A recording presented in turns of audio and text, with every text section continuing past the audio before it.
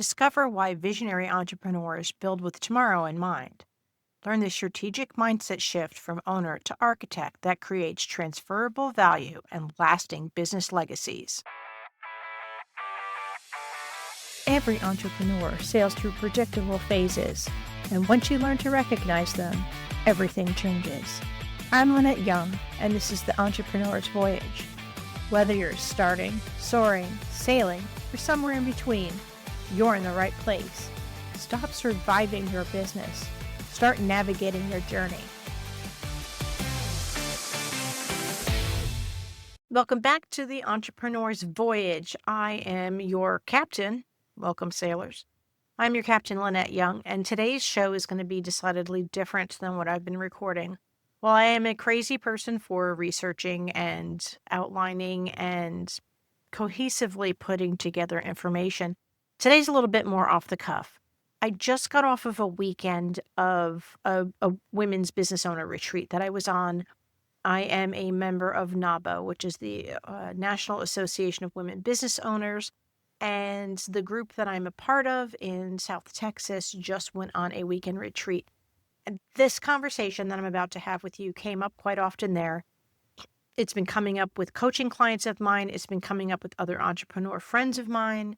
So I figured, why not jostle around the podcast schedule a little bit and have a little bit of a conversation, a little bit more from the heart. This does sort of mix with a blog post that has been out on the Seven Seas Voyage site for quite some while. So I'm going to kind of go through and add some commentary to this. So I have just moved into a new house, like a personal house of mine. And it was about 3 years in the making. We built the house. And this was supposed to be, and it will be. It's not that it's supposed to be.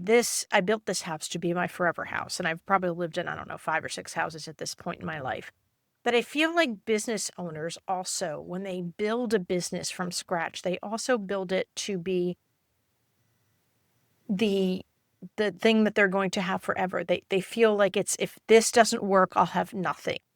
They make decisions based on, their personal preferences. Like, I'm not looking at resale value here. I'm looking about what I need right now. I need to build a house with a baby nursery. Well, what happens when your kids are 24 years old and you don't need a nursery anymore? What are those things going to look like when you're building it for your specific and immediate needs and not for the needs of the business in the future, or the needs of the house in the future, or the needs of the next person that owns this house or the next person that owns this business. So I think by taking a beat and understanding that everything we do as entrepreneurs to build the businesses and the solutions and the services that we have should have some baked in attribute of building differently, constructing with awareness that someday someone else might need to live in this house. Someday someone else might need to run this business. So what I'd like to ask you is, can your business thrive without you? Not survive, but can your business thrive without you? That takes me to exit planning. And I find that so the way that I look at it, right, is everyone exits their business. Everyone. I do not care who you are on this planet. I promise you, you are exiting your business.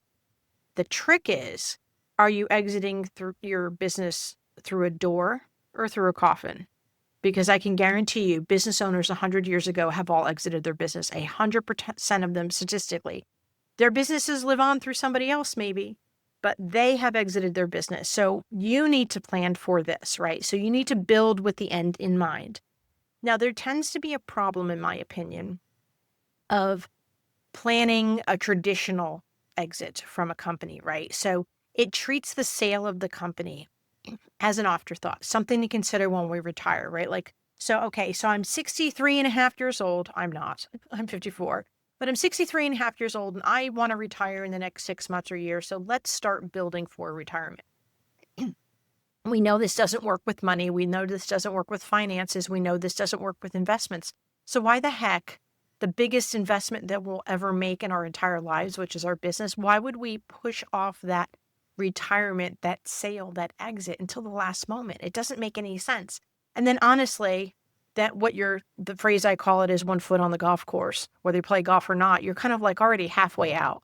If you've ever, worked at somebody else's company or corporate and you've decided that you want to leave, like once your brain has exited the building, your body's not too far behind. But once you've decided that you want to retire, exit your business, like that's your brain and your body's not too far behind. But if you get dragged in and you have to go back and start from scratch and rebuild SOPs or build them in the first place or do a transfer of knowledge, and you're like, I just want to go on the golf course. That's the problem with traditional exit planning is it's treated like an afterthought. It leads to frantic last minute preparations. And by last minute, I mean a year, 6 months, 2 years. Like these are last minutes when it comes to businesses, especially if you're at the tail end of your entrepreneurial voyage. So we're talking about like what it normally looks like. You can have missed opportunities because now you're sort of in a rush and you could possibly have reduced valuations, right? Because you're looking to exit. The people that are looking to purchase your company know you've got 1 foot on the golf course and you're looking for the exit. So they can come at you with a little bit less offers because you're just really, eye on the blinky red exit sign. Every single decision from day one of your business either increases or decreases your business ultimate transferability and your value, right? So you need to think about this when you start your business or wherever you are right now. The best time to plant a tree was 20 years ago. The next best time is right now. Think about, you could be 1 year, 13, 20 years in, I don't care.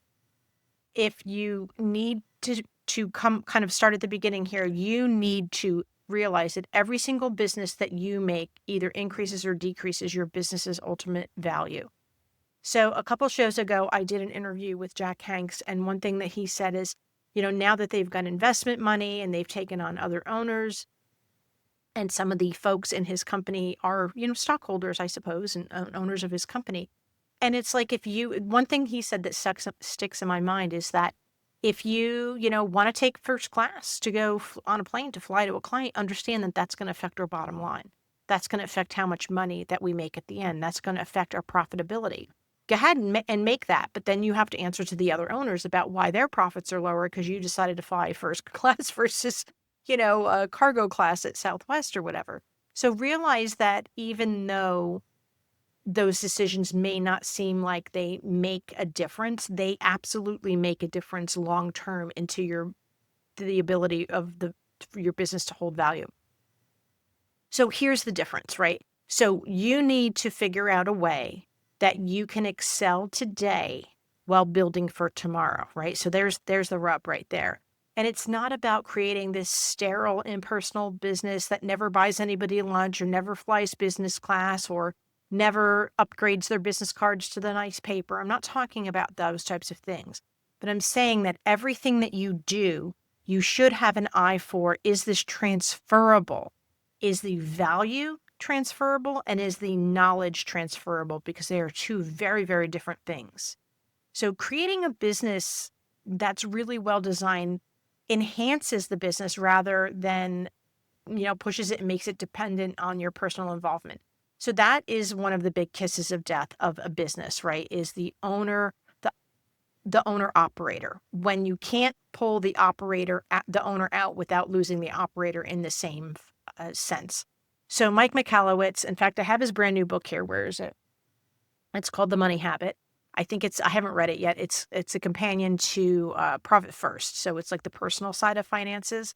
And he's done Clockwork, which I'm a Clockwork certified partner. He's done Fix This Next. He's just amazing author and a fellow Jersey guy. And his tagline is to, let me see if I get this, eradicate entrepreneurial poverty. I think I've gotten it right. And I absolutely love that because his thinking on this is that you should be a stakeholder in your own company. That's what you should strive towards. Not you owner, yes, but you're a stakeholder. You come in, you make some big decisions, you kind of vote on the things that matter, and then you swoop back out and let the people run the company that are running the company. Not get in there and not have the widget be able to go forward at all because you're not the one pushing the button. So This concept has stuck with me for a very, very long time about building a business so well designed that it actually works better without you. And what that creates is two things: value in a monetary sense and value in a strategic sense. So let's talk about the visionary entrepreneur's paradox. Listen, I just spent a whole weekend with ladies that were exactly like me, which was extremely refreshing. The more passionate that you care about your business, and that's what we are as entrepreneurs, the more important it becomes to build it in a way that does not require your constant presence. Get over yourself, get over your ego. People build it so it doesn't need you. Build it because it wants you, not because it needs you. A business, oh my gosh, I heard this phrase and I was like, wow, I want it in a beautiful script, like in gold foil, in a beautiful antique phrase. A business that depends entirely on you is essentially a beautiful prison. And that phrase, beautiful prison, sums up everything right now. If that looks like, sorry, you could tell I'm doing this on the cuff because the police just, or the, the fire truck just drove by. If you cannot take vacations, if you can't afford to get sick or at least come into the office sick, if you cannot pursue other non-work interests, then guess what? You cannot exit your business on your own terms. That's when you leave and exit in a coffin, because you cannot physically get away from the prison, the beautiful prison that you've built. There's an identity shift that is needed. And let me tell you, I have been there. I have absolutely been there. In fact, it doesn't just, much like the 7 C's, you don't go over this wave and then you're past it. Guess what? The same stinking wave comes at you again. So this identity shift that I want you to think about is stop thinking of yourself as the business. What does that mean? So for me, for a very long time, my software company, oh, I'm the, software company lady. I'm I was the software. I was the company. I was the platform. I was the face of all these things.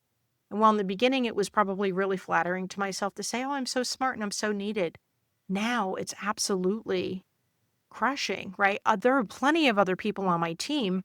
On both my teams, I own 2 companies. There's plenty of people on my teams that can do better work faster to support clients than I can. But somehow I was the one that was tied to the business. So the identity shift there is to make sure that it's not feeding your ego. Next identity shift required is start understanding yourself, looking at yourself as the architect of a value creating system. So you are not the one creating the value. You are the one creating the systems that create the value.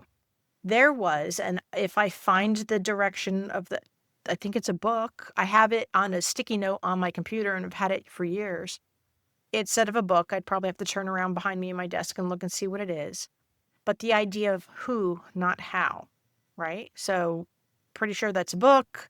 There's a whole loaded bunch of things that go with that, right? So it's not how am I going to fix this problem? It's who am I going to get to fix this problem for me?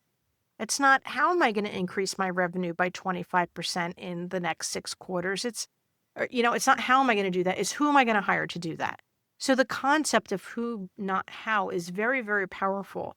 One of the other things that Mike Michalowicz mentions is that our job as entrepreneurs is to make jobs for other people, right? So my job is to find the right people to do the right things in my company. I give them a job, I give them a solid career, I give them a great salary, and they give me value. You should not be creating the system. I think I have it someplace. No, it's somewhere else in my office. I don't know where it went. But basically, to paraphrase, it's like we build the people that build the systems, right? So we build the people, we bring them in, we train them up, we get them going, and they build the systems, and everything goes from there. It is not you. You are the architect. You are not the person with the hammer. And the third identity shift, which, oh, it's a kick, this one. Your genius isn't in being irreplaceable, right? So if you think because you've made yourself so irreplaceable and so indispensable, or if you have team members, I love those mother hens in the office, their questions, and they're so irreplaceable and so valuable. That is not genius. That is dangerous for yourself. And if you have members of the team that are like that. Your genius is actually in creating something so well designed, it becomes more valuable than the sum of its parts, right? That's where the genius is. That's where the magic is. That's where the value is in creating something bigger than you, bigger than your team. All right, let's talk about 3 essential capabilities for building strategic vision. The first one here. So okay, so we recognize now that we're going to plant the tree today because we didn't plant it 20 years ago. Everyone exits a business 100% guaranteed. Maybe even taxes aren't, they used to say taxes and death. Well, maybe you don't even have to pay taxes because I'm sure there are people that don't. Death is guaranteed. I can promise you that. You are going to exit your business. You need to exit it on your terms. 3 essential aspects for that are this. Number 1, you need intuitive foresight. Use your experience and your market knowledge to anticipate changes before they become obvious. I am a soaked in the rum expert because I'm a pirate and so we'll use rum, right? Or I'm a mermaid. So I am a soaked in the rum example of I know several business features, several business foundations so well, they're like written on the inside of my eyeballs. My experience and my market knowledge in those, I can literally anticipate changes. I have a crystal ball. I know this. If it's in an area that's not outside of my expertise, I have no idea. I have to research it to death and I'm coming in blind. But if it's within my expertise and my experience and my market knowledge, you can be sure that my quote unquote educated guesses are really on the nose. You need to use the foresight in what you have obtained in your brain to push forward and look for the answers in the crystal ball. This is why you have that experience. Use it. Next up under intuitive foresight is you need to stay so connected right now to your market that you naturally prepare and ebb and flow for the changes before they even arrive, because you're already moving 2 steps ahead before things happen because it just becomes instinctual for you. This is where strategic visionaries, strategic entrepreneurs, this is where they dig in. This is your value. Your value is not in pushing buttons, writing emails, or answering phones. These 3 capabilities are your genius. Now, I'm not talking when I talk about intuitive foresight, I'm not talking about predicting the future, even though I joke about like crystal balls and stuff. It's about sensing based on past experiences, failures, false starts, successes, missteps. All of that is intuitive knowledge within you. It's institutional knowledge inside your brain and hopefully somehow documented that helps you sense where your business and your industry is heading, whether the industry be you as a type of business or the industry of what you serve, where they're heading. Now, the second thing for strategic entrepreneurs is obviously strategic vision, right? You need to see beyond your current operations to explore future possibilities. This is the hardest thing one of the hardest things. There's lots of hard things that I work with clients. You could be a company of 5 people. And I want you to build systems and processes and documentation. And oh, how boring is that? But I want you to build that as if you were a team of 20 people or 50 people. If you took every person in your company and you divided what they did into 5 distinct and separate roles and 5 distinct and separate people, I'm not talking about how much business would it take, how much money do it, like put all that stuff aside. Like your one person is doing what? Like I know it takes about 4 or 5 people to replace or at least assist me in what I do, right? So I've got one, two, three, four. I have 4 people right now and it's not completely replaced me, right? I have 4 people on my direct report team that are, take things off of my plate, but my days are still filled from 7 in the morning to 6 at night. So you're going to have to see past where you are. You're going to have to say, well, I'm only 5 people. And you have to document this stuff out because you never know where you're going to go. And even if you never, ever want to go there, you have to see beyond your current operations. You have to dream the possibilities. You have to plan for the possibilities. It's not bad luck. It's not any of that to say, oh, well, I'm going to dream. It's not ridiculous to dream and say, oh, I'm going to be really big. I mean, did Jeff Bezos, when he was sitting on his, chair desk made out of a table or a door or something, did he be like, oh, I've never believed that I'd probably have a bazillion people working for me and be the biggest bookstore in the universe? Like he didn't think about that. He just was like, I got to go to the next thing. I got to go to the next thing. So maybe he did dream this, but you know what? He was right. And even if he wasn't, he's still better ahead than he was before. But it's not about predicting the future there. Next up under strategic vision is I want you, this is the tough one, right? So while competitors focus on their quarterly results, I want you to think more long-term. I want you to build long-term infrastructure, sustainable competitive advantages. If your competitors are looking at quarterly results and their monthly income and their sales, net sales for the past rolling 12 months or what have you, you need to build something bigger. You need to build the ship that can cross the ocean, not the rowboat that can cross the pond. You have to build bigger, and it takes longer, but you also know that you're building this for sustainability. It needs to outlast you. One of the things when I work with entrepreneurs that are generally in this selling or this sailing stage, there is a sense of legacy about them, right? Like, what am I leaving behind? What have I built? Like, is what I built going to stay? Or as soon as I'm gone, are they going to rip it up and, toss it for parts and make it over into something in their own vision sort of thing? And the answer is you have to leave behind your legacy. You have to design a system of how you want it to work and let it work well. That's how you leave your legacy behind, is by building the infrastructure, the ideas, the values, the sustainability. That's how you live on for your business, even when you've exited through a door or through a coffin. And the third one is the weirdest one, right? It's like, this is another thing. Like, if I feel like I'm coming up with all of the worst case scenarios and I'm planning all of these things, holy cow, they're going to happen. Well, I'm a big believer that you shouldn't put like negative stuff out into the universe. This isn't that. So when I say, make sure that you are creating solutions for problems that don't even exist yet, I'm not saying put bad things out in the world and all these horrible things are going to happen. But you know what? There are entire companies and all they do is disaster planning for companies. They talk about like, okay, so you live in California. So what happens when the coast falls into the ocean? Let's talk about how your business keeps operating. Like, there are companies that do this, and yet California has not fallen into the ocean yet that I'm aware of.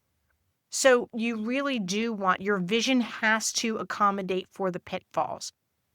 Strategic vision is not all about just planning for the good things, just planning for hockey stick growth, never planning for dips, never planning for any of these things. Like, literally, I don't know, take a Chat GPT or something and plug in like, this is the industry I'm in. Like, tell me all the bad things that could happen to me and plan for it. Because you know what? If you plan for it, then you know how to deal with it.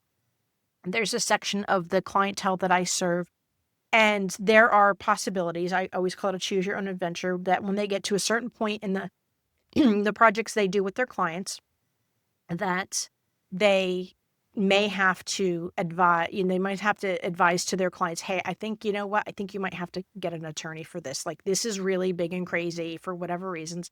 I think you may have to go to litigation. And I'm not saying, and I say plan for that. They're like, oh my gosh, we never want to tell our clients they have to stop using us and use an attorney. But you know what? If it's better for them, then that's the direction that you go in. And that seems like a worst case scenario, but let's plan for it. Because if we get to the point where we're staring disaster in the face, do you want to have a plan? Do you want to have the 55-gallon bucket of rice and beans, or do you want to have nothing? Make your choice now while things are stable, and you could make level-headed, sane decisions and kind of look at all possibilities. Or would you rather wait until you're in front of a problem screaming in your face and you're just desperate for an answer, any answer, whether it's right or not, any direction? Create solutions for problems that do not yet exist. Third up under essential capabilities for strategic entrepreneur business vision is a systems perspective. See, this is where my ops hat shows, folks. I want you to understand that your business alone is not alone. Your business is part of a larger ecosystem that creates value. If, I don't know, I'm just kind of making this up now, like if you sell shoes, you're in the clothing, right? So you provide value for your clients. Well, guess what? There are other people in your ecosystem that also equally provide value for your clients. They sell hats, they sell underwear, they sell jeans, they sell coats, they sell, I don't know, lipstick, whatever the things are, right? Like you're not alone. Whatever you do, whatever value you create, it is part of a larger creation system. So you need to understand your place in it, your value in it, and your influence in it. Next, under system perspective, is that remember that your business exists to create value for your customers, for your employees, for the communities, and here's the kicker, for future owners of your business. If you exit via a coffin and your business ceases to exist, when you exit in your coffin, guess what? No more value for your customers. Yeah, they can go to competitors. There's issues, there's things. There's a pain point in that. Your employees, yeah, maybe they can go find jobs is a pain point. Your communities, hopefully if you're doing a great job, your loss will be felt in the community of the value that is no longer brought to them. But the biggest thing is there are no future owners, so there is no future value. You have to realize if you are building a business, you should be in this for the long haul of beyond you, either beyond your capability or desire to actually be and work in that business, or above and beyond your actual life, right? This is really crazy and really morbid. These are some hardcore conversations I just had, and I was like, you know what? This is the thing I'm going to talk about today. When you have this perspective, I feel that it naturally leads to decisions that enhance the transferable value of your company.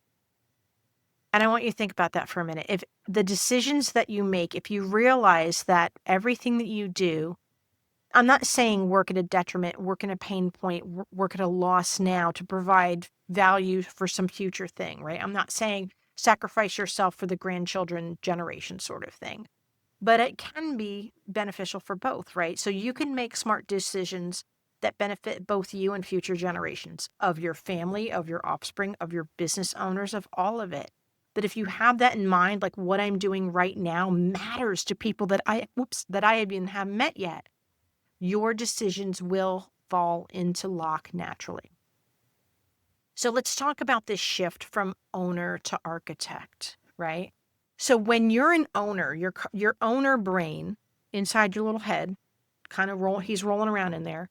There's a Pixar movie where there's all these little all of your emotions like happy and joy and sadness and anger. And that consciousness in your brain, the little owner guy that's running around in your head. So this is my business.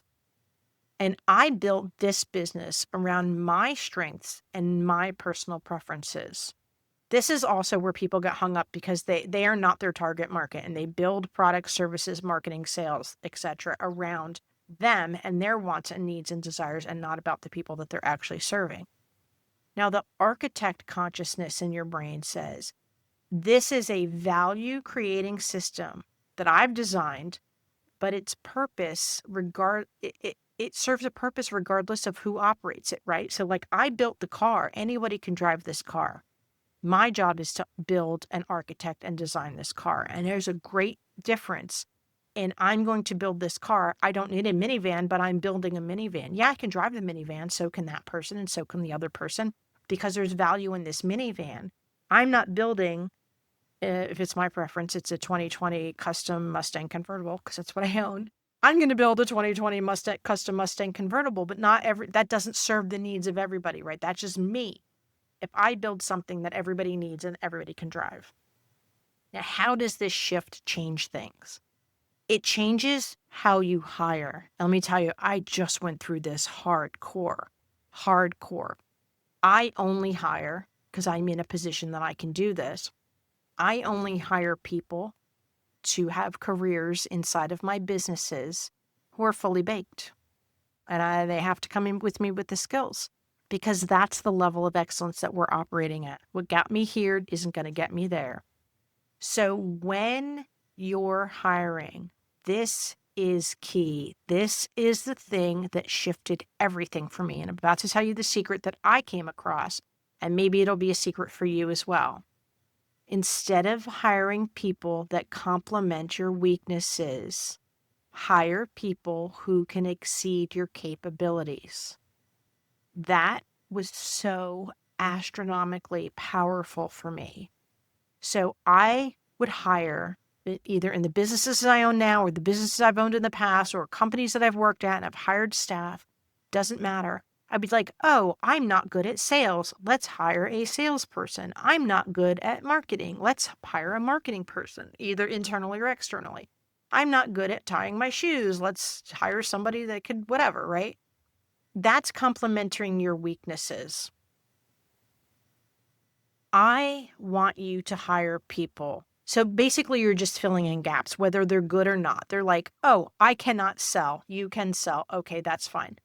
What we're looking to do is get these fully baked people that can exceed your capabilities. So, for example, you may have a customer success person, and if they're doing as well as you, that looks great to you. What I need you to do is get somebody better than you, exceed your capabilities. You need to bring on fully baked people that can exceed your capabilities, not just fill in the holes. We're not looking to fill in potholes. We're looking to build mountains. Big difference. The second shift thing, the way that this affects the shift between owner consciousness and architect consciousness, is the processes. Think about you need to create processes that work because they're well designed, not because you're involved. Oh my gosh. Listen, I'm still not good at this. Nobody's perfect. Let's be clear. If you build processes and people have to come to you to teach the process, it's not a process. It's not. I don't even know what it's called. It's not. Those processes should be so well designed that you can sit anyone in front of a keyboard, so to speak, and have them follow along and get the same expected outcome that you would get yourself. And that's a pretty big feat, right? I mean, obviously they have to know, about the company and about, roundabout. I'm not saying just take somebody off the street, but they have to be able to follow the processes. A well-designed process answers questions before they are asked. That's the goal of a well-designed process, not the concept of a process, a well-designed process. And the third shift here is customer relationships. And this, I'm still doing it, guys. I'm still doing it, is building brand relationships or client relationships or customer relationships or supplier relationships, whatever that person is, whatever that noun is.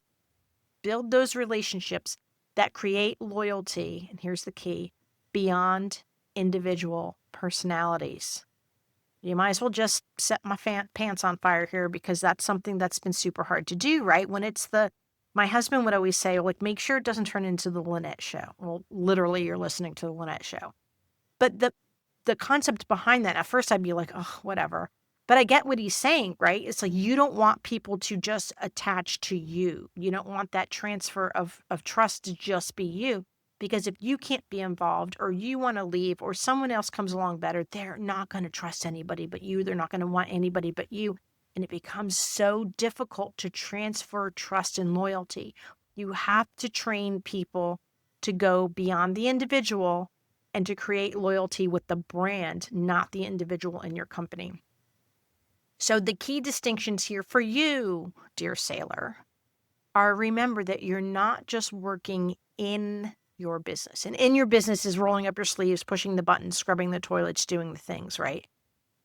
And even really, you're not even just working on your business. And on your business might be the marketing and the growth and the strategy and the 5-year plan and all that stuff. You're not working in just in your business, and you're not just working on your business. You are crafting a masterpiece. That masterpiece will continue creating value long after you've moved on. That's what you're doing. So let's talk about the 3 foundations of an exit-ready business. Because again, I don't care if you ever want to be in the selling sea. Most people would say, I only want to be there if I think I'm going to exit my company. Remember, everyone exits their company. You need to do it on your terms. So the first foundation is scalable systems, right? Building infrastructures that allow your business to grow without breaking. Because soaring too fast can actually break a business. So let's think about that. Keep that in mind. I want you to consider building intelligent workflows that actually improve as they scale. And that's a secret sauce right there, man. That's a secret sauce. And that's also part of the reason why I say one person has 5 roles, right? You should design 5 unique roles, even if just one person is doing them. Because as you scale and more people are involved, the peeling off of the activities and the workflows is just absolutely seamless. And then in scalable systems, I don't want you to just think about documenting what you do, right? Because that you need to create replicable models and methods that others can execute and improve upon. But what I also want to add here, and the fact that I'm way too verbose within my own company when I'm trying to explain simple ways to do things, is that it is not just documenting what to do and how to do it, but it's why. Why are we doing this? Why choose road A versus road B? Why does this work for this kind of client and not this type of client? The why to me in documentation is so absolutely important. So that brings me to the next of the foundations of an exit-ready business, is the transferable value. Assets that retain and increase worth under different ownerships. That's what you want to build. When you give this stack of paper, this training manual to someone else, can it retain the value or does it decrease in value because you're not there to explain somebody through the process? You want assets that retain and increase in value. Think about intellectual property, customer relationships, brand recognition, market position, or all of those things can be transferable values, but they can also be detriments if they are not transferable. If you leave your company and no customer wants to have a relationship with anybody else, the new owners don't really have any value in that, do they?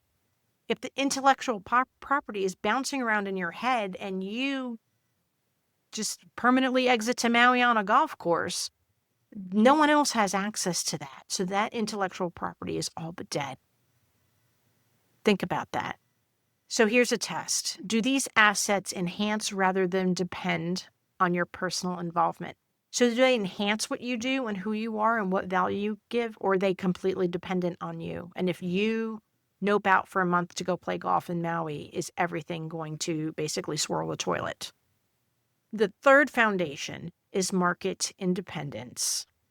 Businesses that thrive regardless of founder presence. That is the key to the whole thing.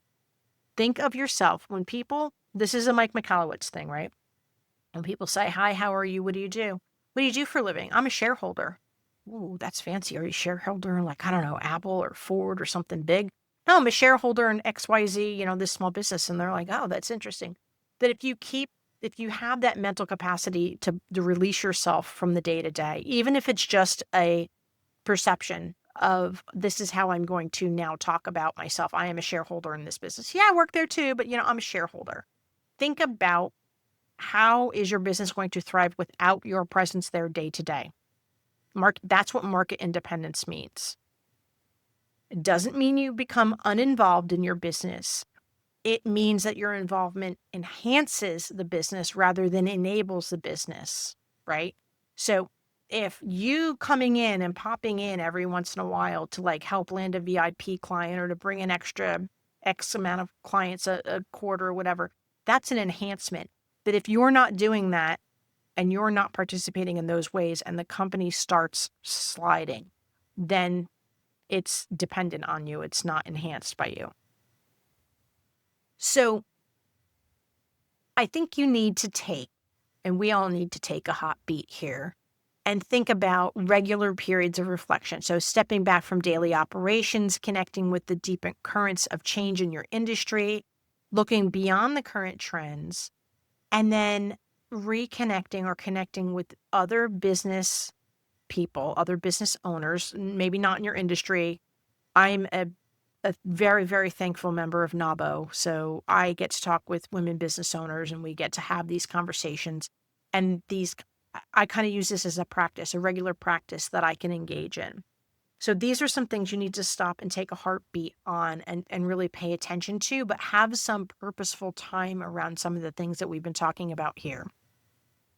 So you want to think about, if you're a master builder, right? If you're going to be a master shipbuilder here, you have to think about building for eternity. And nobody will argue the fact that washing machines used to last a whole lot longer than they do now, or refrigerators or cars or whatever. So think about creating and gear yourself towards creating a business that outlasts you as the founder. Design systems, culture, and purposes that continue creating value way after you've moved on. Golf course, door, coffin. Service through strategy. I want you to think about having a servant's heart and preparing your business for the next people. Exit planning as a form of service to future stakeholders. And realize that your vision is your legacy and your strategic insights become gifts to the world. And the wisdom that you've gained through building and exiting becomes valuable knowledge for others. So maybe think about what the ripple effects of you purposefully designing the exit of your own business, whether or not you ever plan on selling or not, you, my friend, will exit your business. So what changes when you build with the exit in mind, right? Your business becomes more valuable, it becomes more transferable, and it becomes more capable of creating positive impact right now, not in the future, right now. You become free to pursue other interests and opportunities, hence 1 foot on the golf course. That was one of my things that I got out of this weekend. I'm going to go learn how to play golf again, quite literally.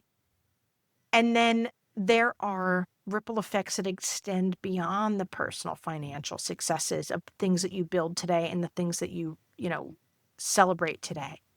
Your employees develop valuable skills and opportunities for not just now, but in the future. Your customers honestly receive better service through improved systems.